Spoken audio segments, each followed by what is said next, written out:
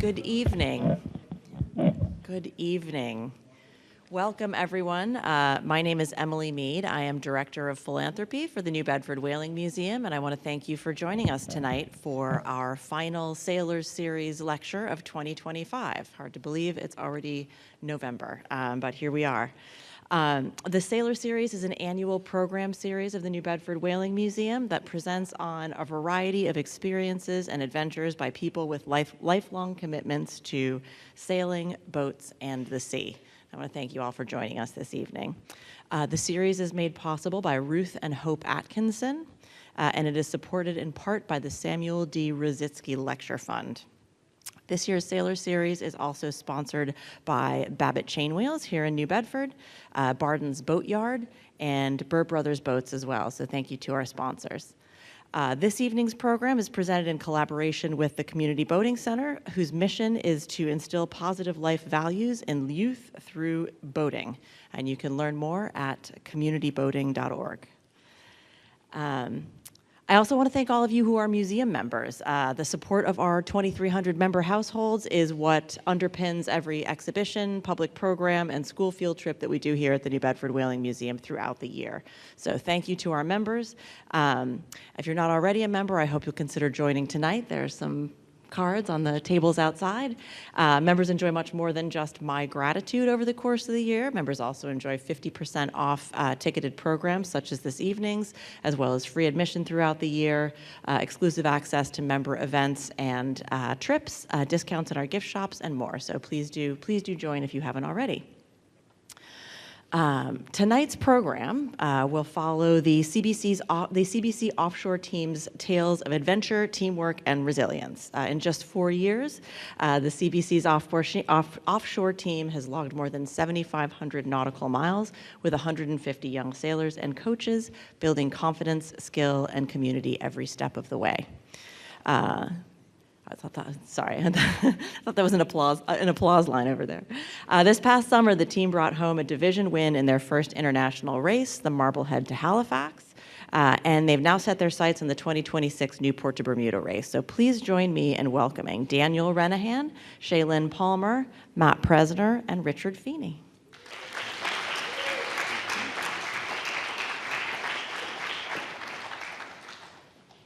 Thank you so much. Thank you, Whaling Museum. Great to be here. Welcome, ladies and gentlemen, to this beautiful, beautiful room that evokes the history, the legacy of the sea, the many moods of the sea. We are so pleased to be here. I'm Richard Feeny. I'm the Education Director and Offshore Coach at the Community Boating Center. Good evening, everyone. My name is Daniel Renehan. I'm 18. I have been with the Community Boating Center since about 2020, and I have been part of the instructors program since about 2023. Good evening. My name is Matthew Presner. I've been with CBC for a little over 8 years now. I started off in the youth sailing program, made my way through the windsurfing, and now I ended up in the offshore program. Hi, I'm Shealin Palmer. I started working at CBC at 16, and I was a camper at 11. I joined the offshore program also at 16.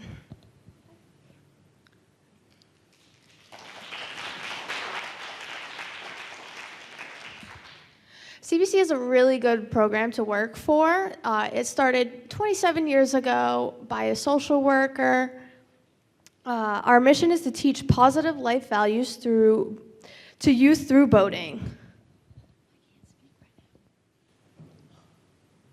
We are all about youth development. Top photo shows a rowboat that we built at New Bedford High School as an after-school program in 2019, and it was painted by the art club there. And that's just, we tried to just throw up a couple images here of typical summer days. Now, not every day is Pirate Day, but we go all out for Pirate Day. It's the big one, as they say. Our summer program is our flagship program. Mostly sailing, but we do rowing, paddleboarding, windsurfing, and all kinds of things. A lot of swimming, a lot of capsizing, a lot of just water safety, water comfort. It starts with sea squirts at age 5, 6, and goes on up really through the junior instructor program, which these are graduates of, and these are really students 1, 2, and 3 from our offshore program in many ways. They came right in at the very beginning of the offshore program, and they've been with us the whole way. We work with about 3,000 people each year, and the offshore sailing program we're going to talk about tonight is our most intense offering, I would say. These 33-foot boats are called Figaro 2s. They were built by Beneteau in France, and they're the building block of our offshore program, as well as the foundation of the French offshore scene. Let's talk about what I call the French context for a minute. Since these boats are French, and the guy that brought them over, Rich Wilson, brought him over because he's twice completed, the only American to have twice completed the iconic French offshore race, which is the Vendée Globe. It's around the world, nonstop, alone in a 60-foot boat. But before they send you around the world alone in a 60-foot boat, you train for many years in a boat like this. There's now a Figaro 3. So he picked up a dozen of these Figaro 2s on the secondhand market a few years ago and brought them over to the United States and started a thing called the Collegiate Offshore Sailing Circuit with the idea to really do exactly what we've been doing here for 4 years, to teach fundamental offshore skills to college students, and then we've taken it down to high school student level, and it's worked really well. The French context is there's a whole ecosystem over there. There's races, there's really long, hard races. The French sail these boats single-handed. So whenever something difficult's going on, we always remind each other. Remember, the French do this alone, one person. We usually sail them with 4 students and 1 coach on board. These are 33 feet long, they're about 6,500 pounds, and all the sails, everything on the boat is small enough. Every sail can be picked up by 1 person, handled easily by 1 person. They've got 2 bunks, a computer system for navigating, a little stove, and a composting head. We nicknamed our beginner program the Boot Camp. And the building blocks are teamwork and communication. Because unlike most of the littler boats that we sail, you can't do anything without communicating what's going to happen. You need your teammates to undo the jib, switch the main, grab a winch handle. So day 1 is all about boat handling, just how to get the sails up and down. Everybody steers, everybody learns to wrap a winch, and we put the spinnaker up and down a few times. Day 2, we go out into Buzzards Bay, we head across to the Elizabeth Islands, and we try and get a spinnaker up and take note of who smiles and who gets scared. If they smile, basically that's their invitation to the intermediate program, which is what you all are in. You're what we call intermediates. Day 3, we usually go over to Cuddy Hunk, grab a mooring, go for a swim, and eat lunch, because we figure that's really what boating's all about. This is a intermediate program training run. Here we are going by the end of Martha's Vineyard. That's Aquina Head there in the background. And we're heading out to go visit the offshore wind farm. We said we want to go see Vineyard Wind because we see them building it here, staging it in the harbor, and we thought it was somewhere to go, something to see. So we headed out, and we got back about 3 a.m., I think, this night. And this is as good a time as any is to talk about how we pay for this. We're a nonprofit, and we pay for most of it with philanthropy. These people don't pay tuition.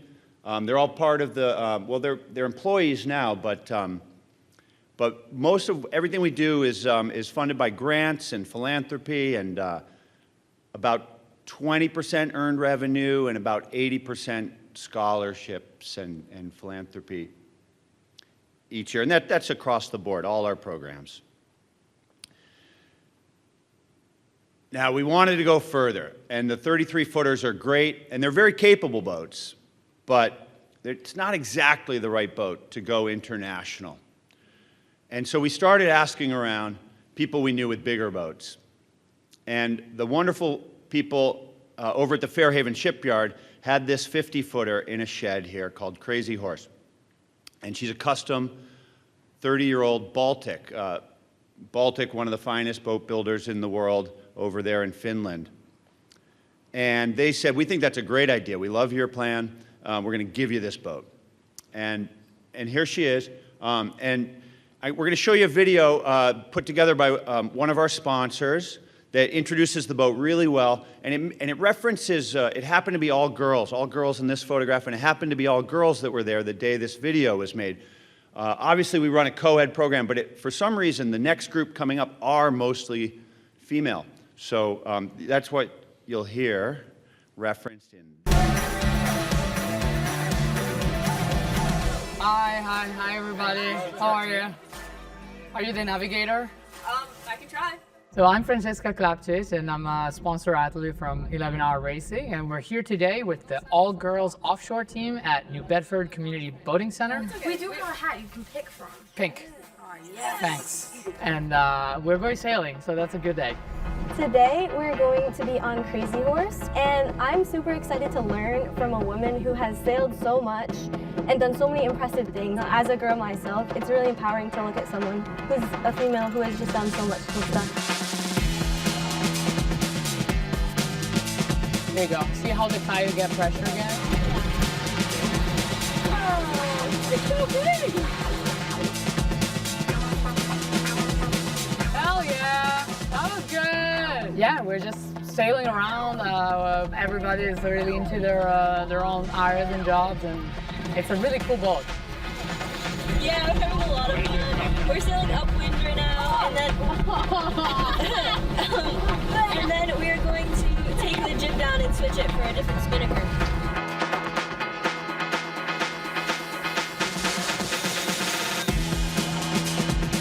It was just really wonderful to see like a woman just being so confident on the boat and having someone who just knows so much. It was just amazing. It was just one big takeaway. I've learned so much in the last 3 hours, so it was just fantastic. Yeah, it's been great to be on board. I had so much fun, and seeing that such a young group of really skilled women have the possibility and the access to the boat like that, it's been really special.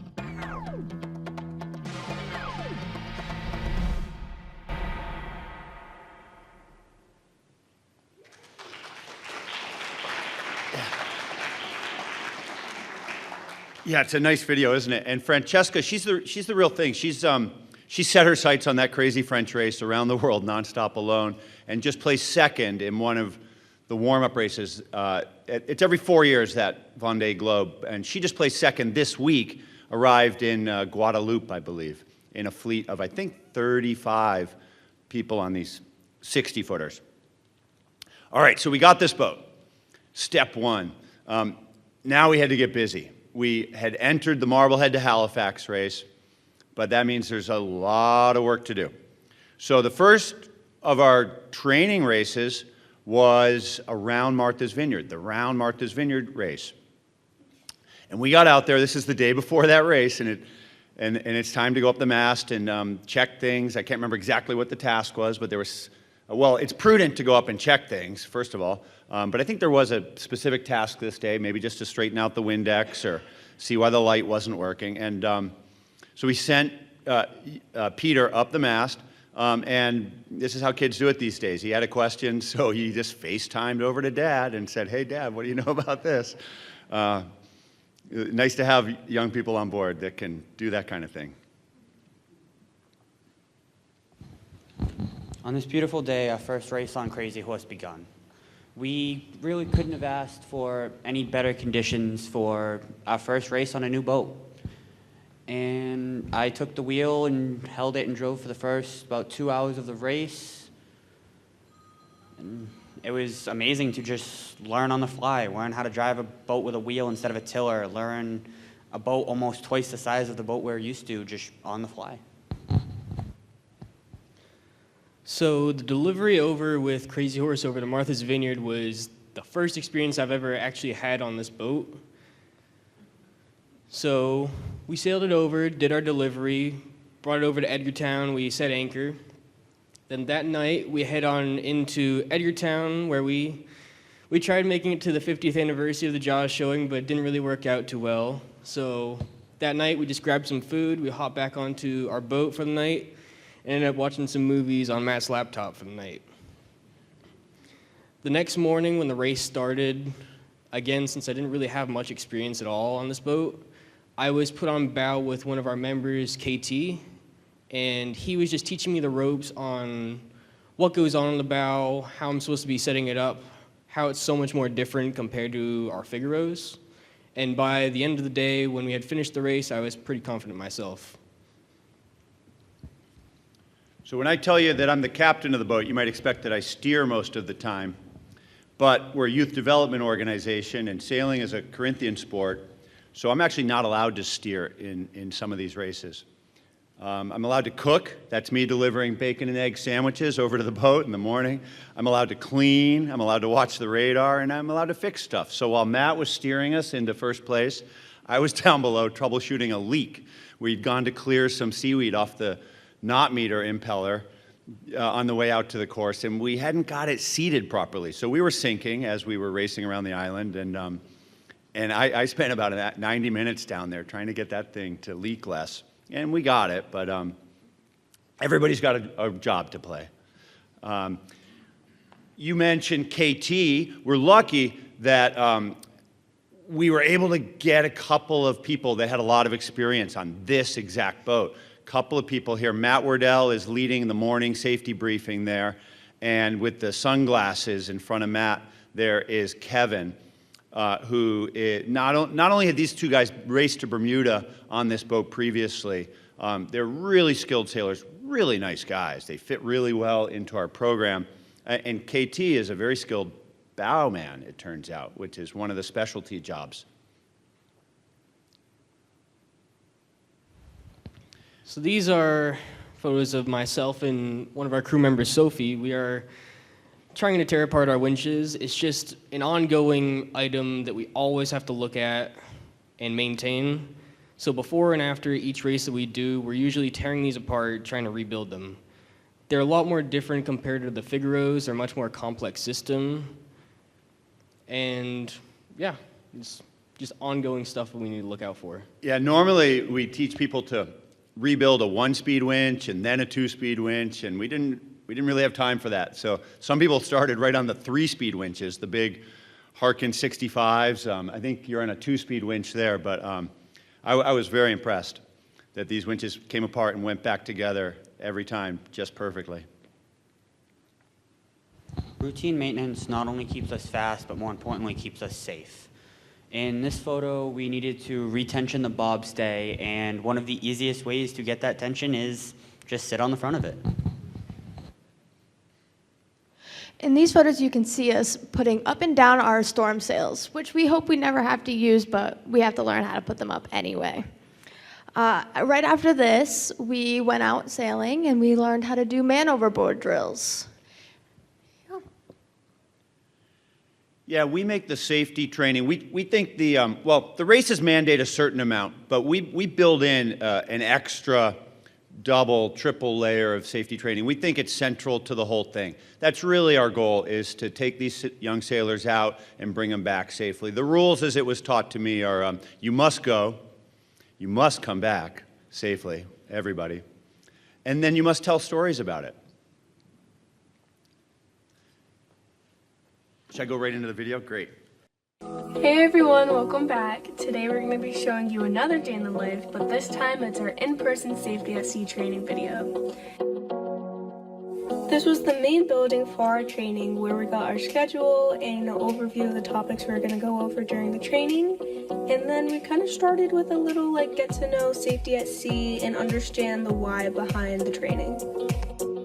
Our first station was flood training, where we were able to identify the different types of leaks and how to prevent them from flooding the boat, as well as the different types of pumps used to pump water out.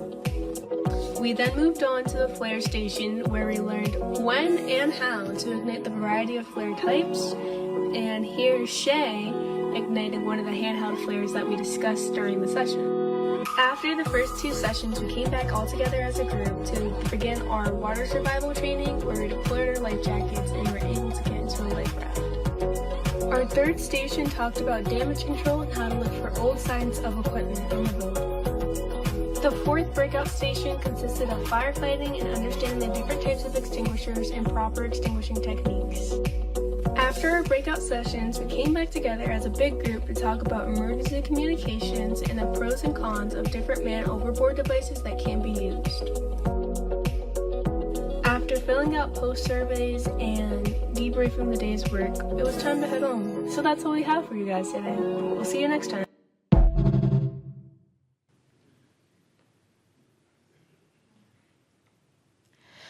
My favorite part about safety at sea was definitely the firefighting part. It was really cool to learn about all the different extinguishers and how to put out the different fires. And we learned a little bit different with the fire blankets as well.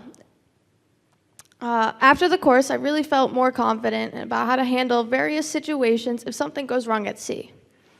With some knowledge, both teamwork and clear communication can make chaotic situations manageable. All right, finally, we were ready for the race.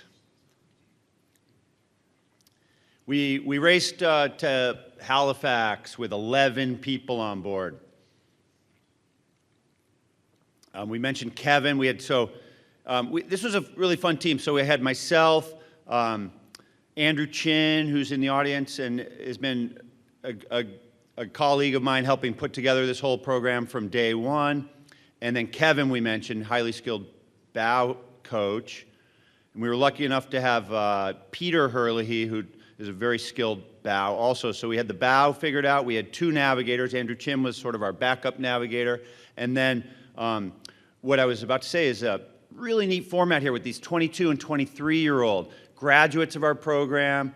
Bella was a program director a few years ago, and she now is a emergency room technician in a hospital up in Boston. She was our team doctor. We hope never to open the first aid kit. Unfortunately, we did. I'll tell you about that in a little bit.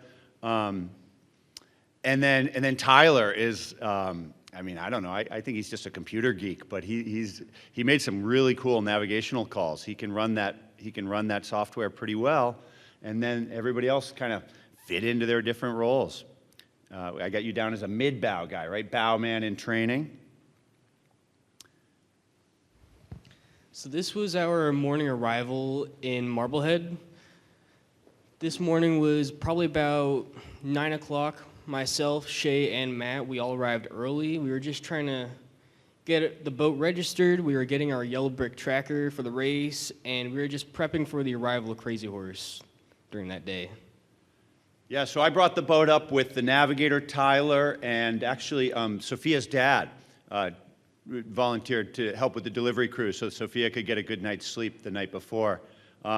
Here's the boat on the dock, and by the way, the race started July 6th, so the delivery started July 4th at sunset. We met at the Community Boating Center, and we motored up through the Cape Cod Canal. And anticipating one of your questions, did we see whales? Well, I did that night. I wish I could tell you if it was a gray whale or a humpback whale. I got a really close look at it. So close I slowed down and turned away from it. But at midnight, I didn't identify it, I'm sad to say. Anyhow, the red boat right behind Crazy Horse there is the Naval Academy boat. So we got to meet the midshipmen from the Naval Academy the night before. Had dinner maybe with some of them at the table. Half the team slept on the boat and half the team showed up the next morning. Which brings us here to about 1:43 p.m. on July 6th as we head off to race 363 odd miles up to Halifax.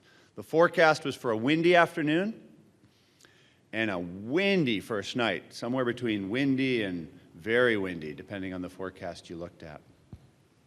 Now, unfortunately, I don't really recall much of what happened at the beginning, but that's just because of how focused I had to be at the beginning. I was just busy managing all of our sails, making sure all the jibs were all set up, all the spinnakers were all ready to go. Had to pull up the jib in that photo right at the starting line, which is super chaotic and just mixes up all the memories in my head.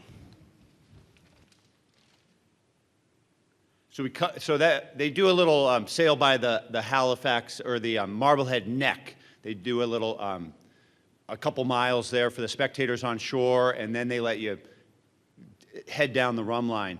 And this is how you get to Halifax. You put up Kevin said A3, put up the red one, which you had packed, and up it went. We had a great spinnaker set, and here Maisie's steering. I don't know if you can read it, but we're going 090 at 18.2 knots in this photograph.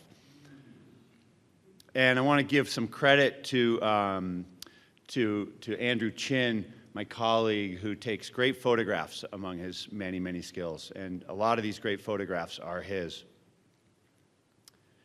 We run a watch system with a new person waking up each hour and somebody rotating off watch each hour. There's a lot of different watch systems. I like that one because you don't have that disconnect when half the people come up and like invent a new logic for should we be going high or should we be going low. But I think I shortchanged a few people between we did 3 hours at night and 4 hours in the day, and I know I got a couple complaints there. And then Halifax is an hour ahead of us, and so I might have messed up something there too, but it got us there.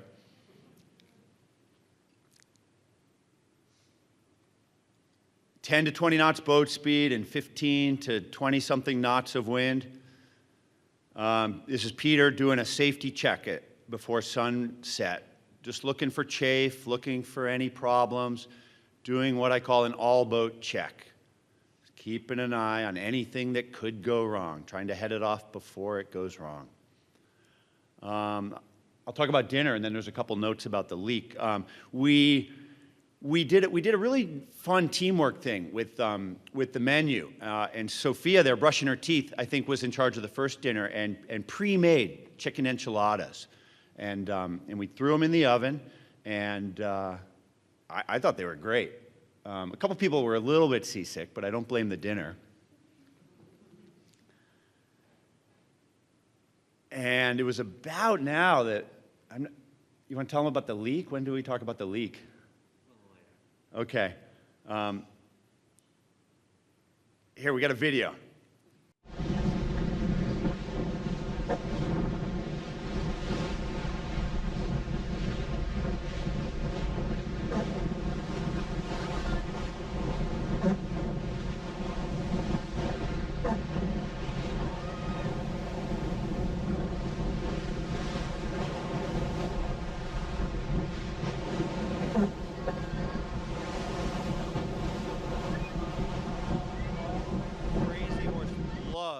Conditions. She just took off, was pretty stable, pretty easy to manage.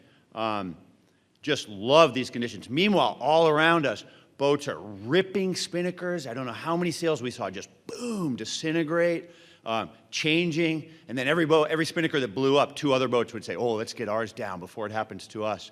So boats were changing down to jibs, and we were just bombing. And Tyler made a great call. We got a bit of a header, and we were off the course to Halifax for a few hours.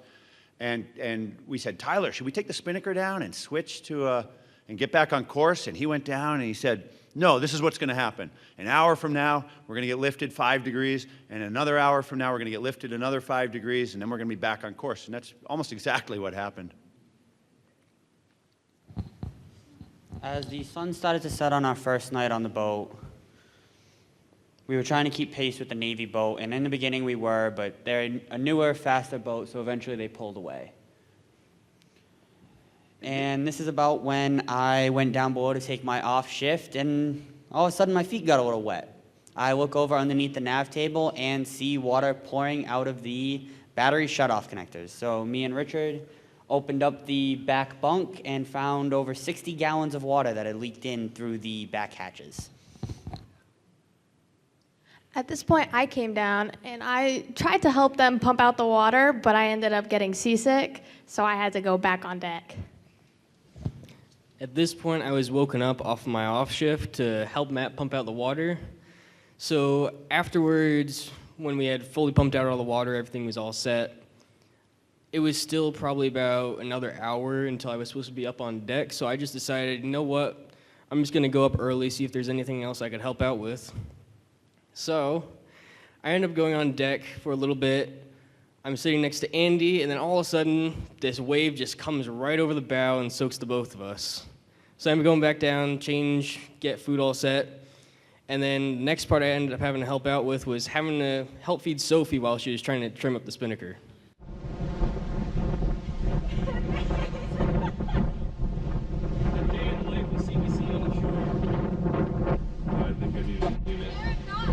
Teamwork.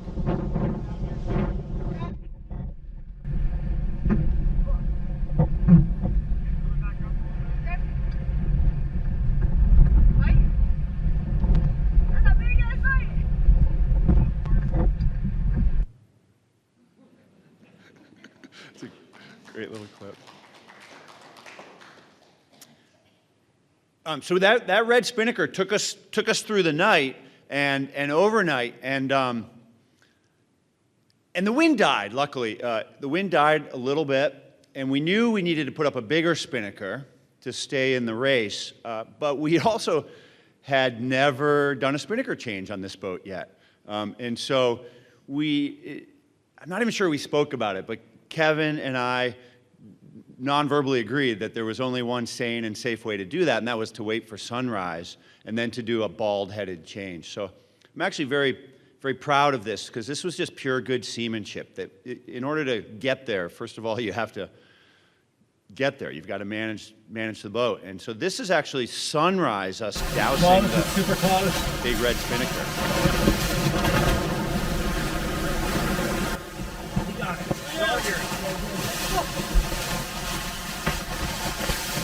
We always do this is called the letterbox douse, where you bring it over the boom like this to minimize the chance of the spinnaker going in the water. Here comes the foot. Nice, nice, nice.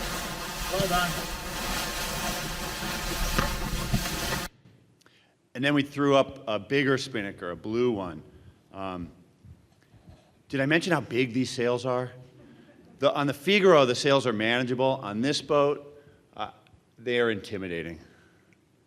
So just like Richard said, during certain maneuvers, you need as many hands on deck as you can possibly get. So at this moment, I had been woken up. It was still dawn when it happened. So I was woken up, we pulled down the spinnaker, we set up the new one, and at this point, I was still super tired. Again, I was on my off shift, so I decided, you know what, instead of going down below, I'm just gonna pass out here on deck. Once the sun had truly come up, it was time for my on shift. I came up not feeling the greatest, so I sat back, had something to drink, and then once I was feeling better, I got up on the pedestal, but didn't want to put down my hot chocolate, so I figured out a way to do both. And the fog was so thick at times, we couldn't even see past the front of our own boat. That's why you can see me squinting a little bit in the photo. But yeah, it was no visibility at all.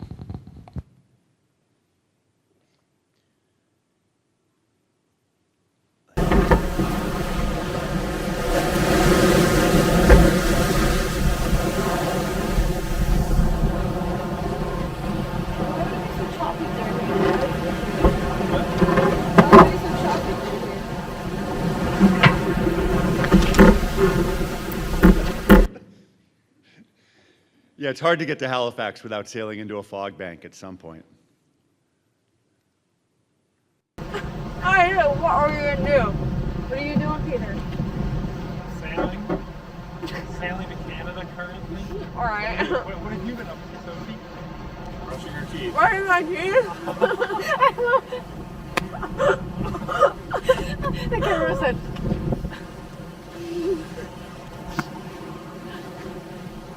Morning, Dan. Morning.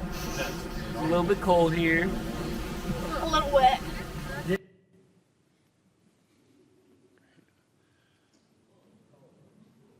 What's going on here, Dan? So this here is our arrival into Halifax. So this morning was very cold, very damp, and kind of just miserable. So as we were coming in, the fog started beginning to lift, and throughout this morning, we were just busy trying to weave our way in between all these cargo ships that none of the other boats ahead of us really had trouble with. They just kind of sailed right through, but we were always in communication with them, having to scoot our way through. Then, as we had crossed the line, the fog began to lift, and we noticed this container ship just rolling out of the fog right behind us. Yeah, they run a very formal, like an air traffic control system at Halifax. You got to check in on VHF 14 or 12 and then switch to the other one. And we were unlucky enough to arrive with a 1,000-foot container ship, which I think is this one, 800-foot container ship, and, well, we never saw that one, and a 500-foot ship. And they had, the people in charge had one of the big ones overtaking one of the little ones. And so actually we were, at the speed we were going, we were overtaking all three of them, as it turned out. And we didn't see any of them until right here at the finish. So for some reason, I was only thinking at this point, this is right after the finish, and this is where I got injured. I was only thinking about the fenders for some reason, because we were heading into a dock to go clear customs, and the stern hatch, the one that was leaking earlier, fell on my head. And so Dr. Bella here had to, was nice enough to come down and bandage me up, so I'm bleeding profusely, and she's bandaging me up so I can walk in and clear customs. But we made it through. They let us into the country. And I'll point out that you two, right, had first time ever out of the country, brand new passports. The Canadian were very pleased to see that. They thought that was a nice touch. This is where I want to ask, Matt, when did you know we had won the race? So I had overheard Andy turning on the Wi-Fi and telling Peter the password. So I logged onto it and checked the tracker app, and that's when I realized we were first in our division. I heard the rumor, and so I thought it was appropriate to put up the battle flag. So I hoisted the battle flag. And what were you thinking about, Shay? I didn't even know that we won at this point, so I just wanted to take a shower after. At this point, I was kind of on the same boat as Shay right here, because when we were coming in, all I really wanted, I just want a hot shower, hot breakfast, and just take a nap as soon as I could. But I had been told by Matt that we had won, and I didn't really quite believe him at this point. One highlight I'll mention was as I walked up to the customs booth, the Navy guys in their newer boat had beat us by, I don't know, an hour or two, but that was not the conversation. They saw me walk up, and they said, "Oh, that bit where after we had taken down our spinnaker, and you guys went blasting behind us on that first day, that was so cool. I wish I had a picture of that. You guys looked so awesome." And so it began that here we were. This is what the proud team looked like after a shower the next day, I think.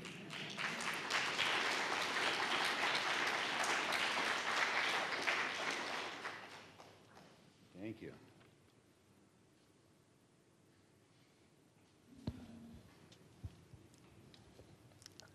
So these are some of our team activities that we were doing.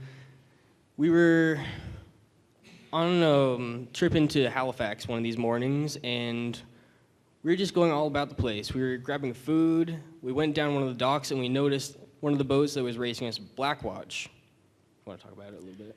Yeah, this Blackwatch boat was in our division. We ended up beating them by less than a minute, but that's not why they invited us on board for a boat tour. This is this wonderful phenomenon that those of you that have done this understand that at this point nobody really cares who's won or lost too much. They're just happy to see that everybody's made it there safely. And this was our lay day. We were away from the yacht club, and we stumbled on this boat. They were tied up in downtown Halifax, and so we went down to poke around, and they immediately dropped everything they were doing and invited us on board for a boat tour. And it's just a gorgeous boat, 1938, Sparkman and Stevens. But the respect is so genuine at that moment, and I just love how that is. After this moment, we all decided we want to take a group bike ride, and we decided to take a trip down to the national park down there. But as you can see in the photos, Matt is still wearing his suit. I took all the space to pack it. I had to wear it. Matt also snuck his computer on, so we ended up watching Love Island as a bonding experience. At first, they were mad that I snuck it on, but then once it was the saving grace of watching the show, I didn't hear any complaints. And there's usually a good party at some point, and that top right photograph is, there was a great band. I don't know if that was the first or second night after we finished. It was a really great band, and there we are dancing with the Naval Academy folks who are mandated to, they're not in their dress white uniforms there, but what they wear is uniforms whenever they're on property around the boats. So this was the team award night, and we decided to stick around a little bit. We wanted to just check in and see how everyone's doing. But it was at this moment when we had come into this room where I realized that Matt was right. We actually just won first in our class during this race.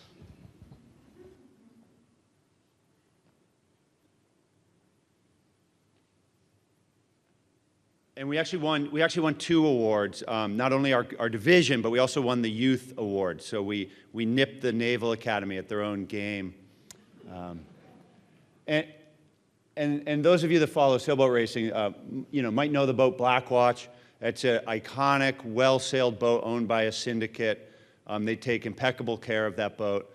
And I kept saying, I knew a couple of people on board, and there was 3 Olympic medalists on that boat, as it turned out. And that Scowling Dragon boat is another incredibly well-sailed East Coast boat that goes all over the world and enters all these races with a huge budget. And it was a very proud moment. But we still had to get home. We're only sort of halfway there. We'll go a little faster through this part. But basically, some people had to fly home, and my wife and Kate are here tonight. They joined the boat at this point. And because we'd sailed all the way there, I insisted that we make a little bit of a Canadian cruise out of it. So we woke up at 5 a.m. one rainy, cold morning, and we made our way out of Halifax, and we made our way down to Lunenburg, a lovely little fishing village up there with actually a shared heritage with New Bedford. Here it was whaling, there it was mostly cod, but it's just a little village that's all about boats and boating and fishing and sailing, and I think we all agreed it was worth it to get there and enjoy the afternoon kicking around the piers and the docks and the funky little places there. And boy, oh, no, go ahead. So another thing to add, while we were in Lunenburg, we had also received a gift from Blackwatch, and that was a $37 gift certificate to the local ice cream stand there. And that $37 gift card happened to be for the 37 seconds that we had just beaten them by. And the maintenance never stops. This winch did a lot of hard work getting us there safely, so we wanted to give it a look and make sure it was still in good condition. And we had time. It was beautifully calm coming out of Lunenburg.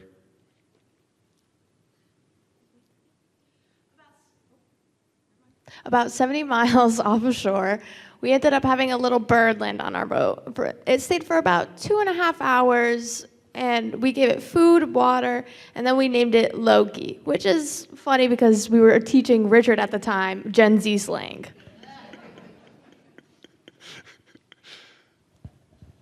So these are some of the photos of one of the nights we decided to do some more team bonding.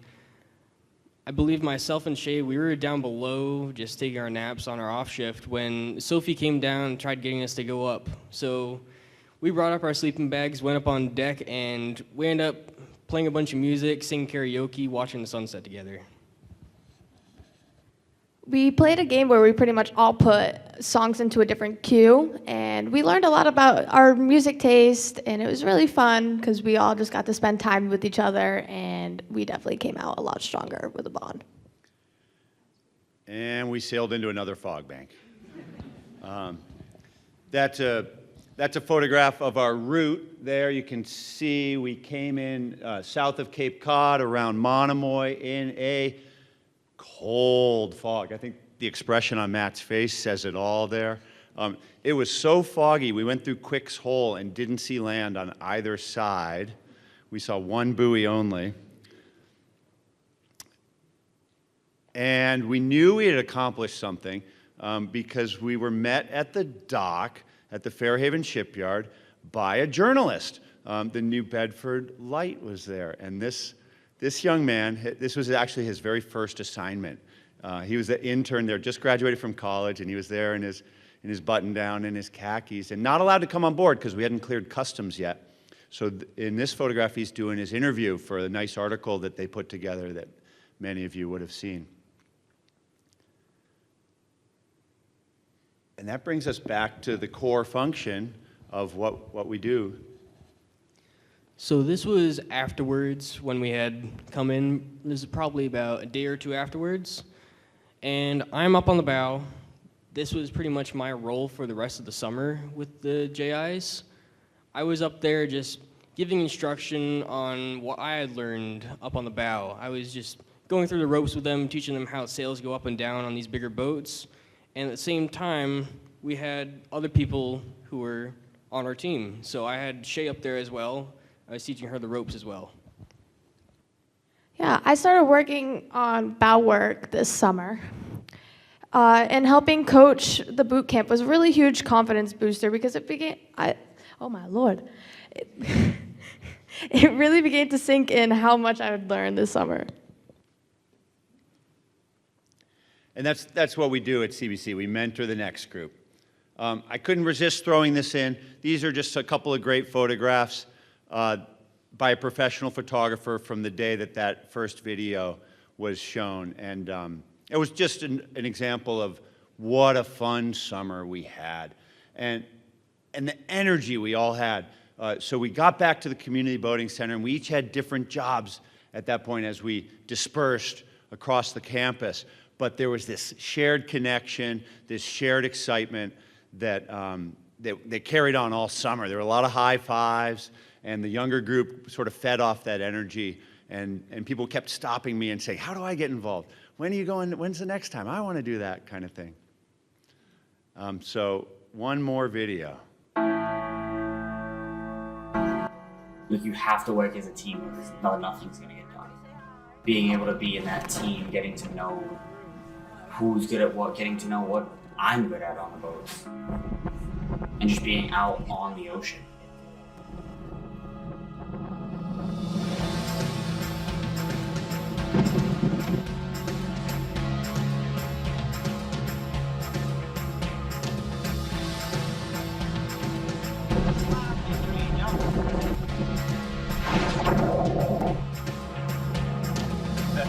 Everyone for themselves. Whoa! Game on.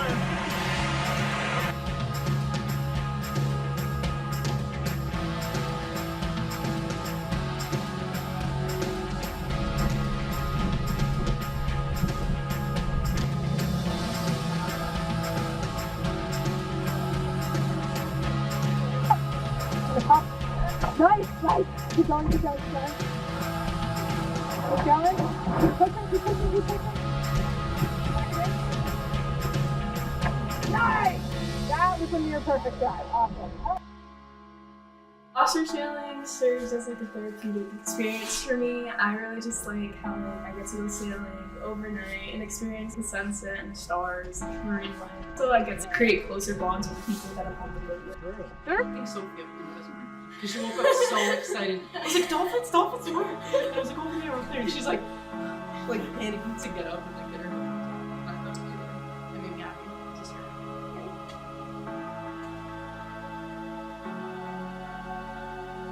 What's up? I'm over here. Hi! We got some uncomfortable. Down.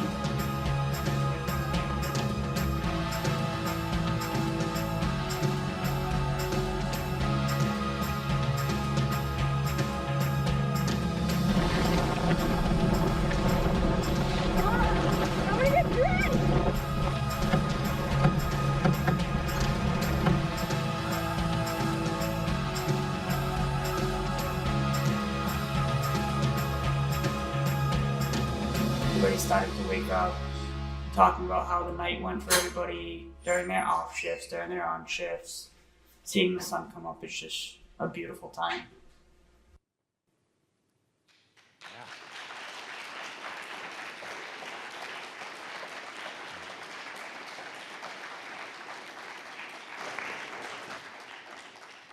Yeah, thank you. I love that video. Thanks, Andy, for putting that together.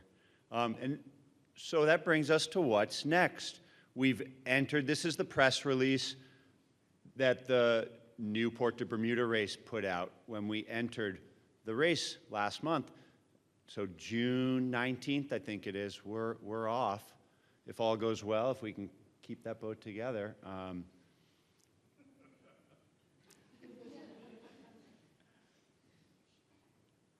And we'd love to hear if you have any questions.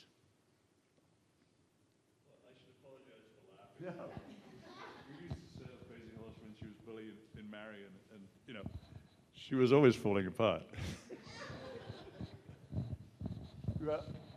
Yeah, I mean, big boats, big problems. It's and she's 30 years old, but she is in great condition. The great folks at Fairhaven Shipyard, they kept her indoors. They've repainted the entire boat. They bought a lot of new sails.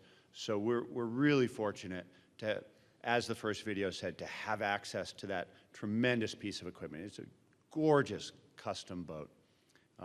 But you know, the equipment's really the easy part of the equation. And what we did this summer, and the communication and the teamwork, and the leak is, to me, a vignette of how we Matt spotted it.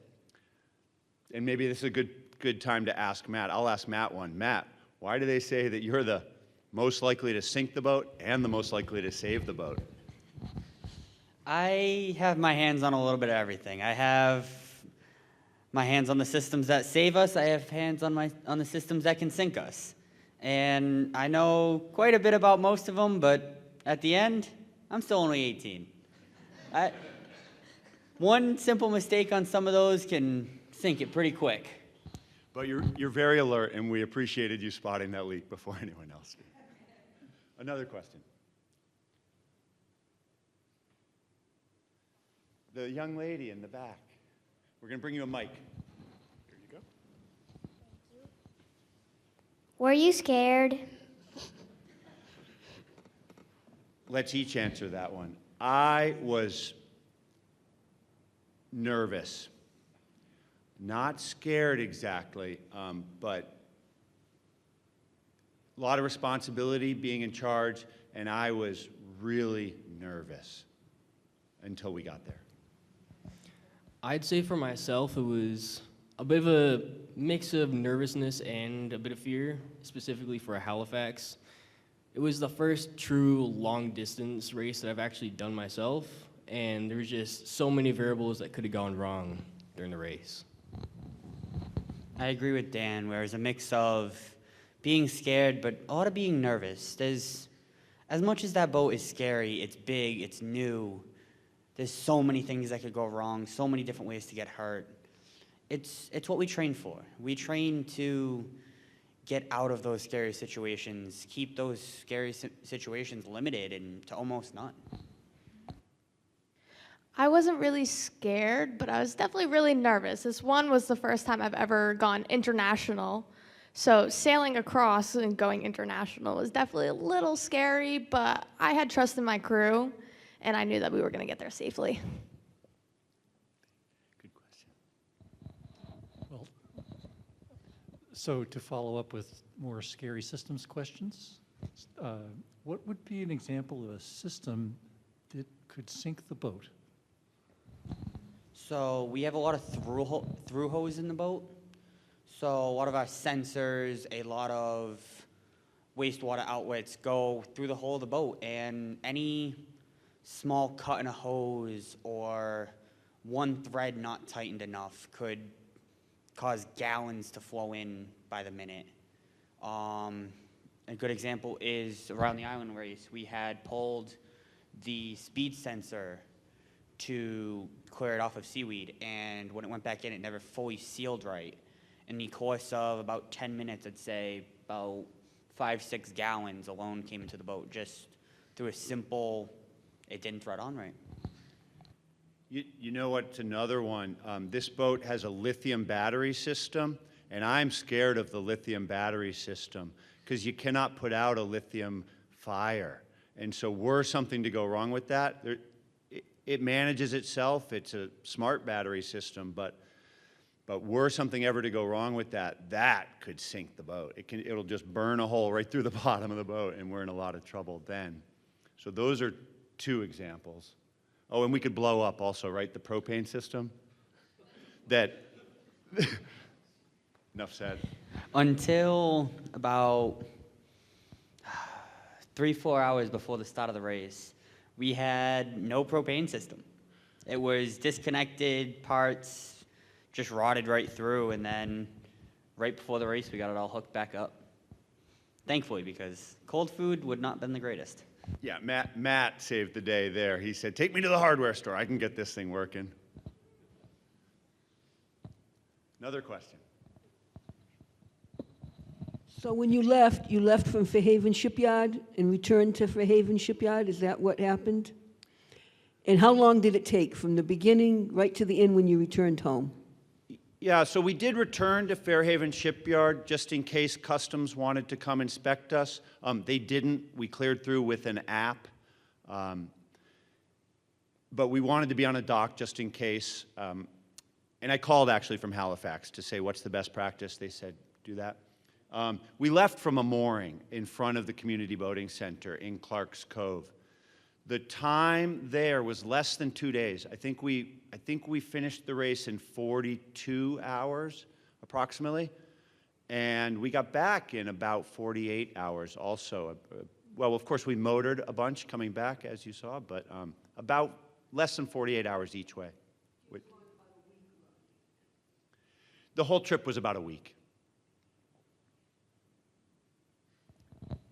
I have a question for each one of you. What inspired you to begin sailing? Do you have, especially the young folks, do you have family members that sailed, or what was it that got you into it? So I can thank my grandmother for this one. It was quite a few summers ago. I can't really quite remember what year it was, but she was kind of getting fed up with us being at the house nonstop during the weekends, so she signed myself and my sister up for a sailor's course over on Cape Cod at the Bourne Community Boating Center. And pretty much from then on, I've just been obsessed with sailing. I haven't been able to stop. For me, it was through an after-school program that I had originally gone to. CBC did a partnership with to build a boat. I believe it was 2 days a week. And through there, I learned more about CBC and started doing the summer program and just branched it off of there. None of my family was ever into sailing, but my grandmother lives right across from CBC. So my grandfather, he wanted to get me involved in a lot of things, so he got me involved in Community Boating Center. And from there, I started to sail all the time, and I never want to stop. I have a follow-up question to that. This is being recorded. We'll eventually release it on our YouTube channel. For young people watching your interview, what would you say about sailing and why they should also get involved?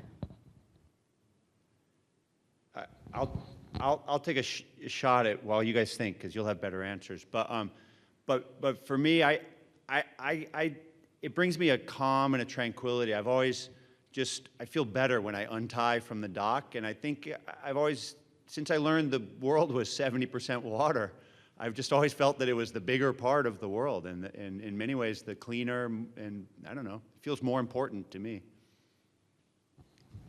As much as it is fun to do at the time, it's not also that. It's not only that. It's just there's so many opportunities from it. You could go into the sailing, the navigation, weather, the little niche parts about it, the maintenance on it, the doing the physical labor behind the scenes. You don't have to be out on the water. There's so many branches and pathways to go to.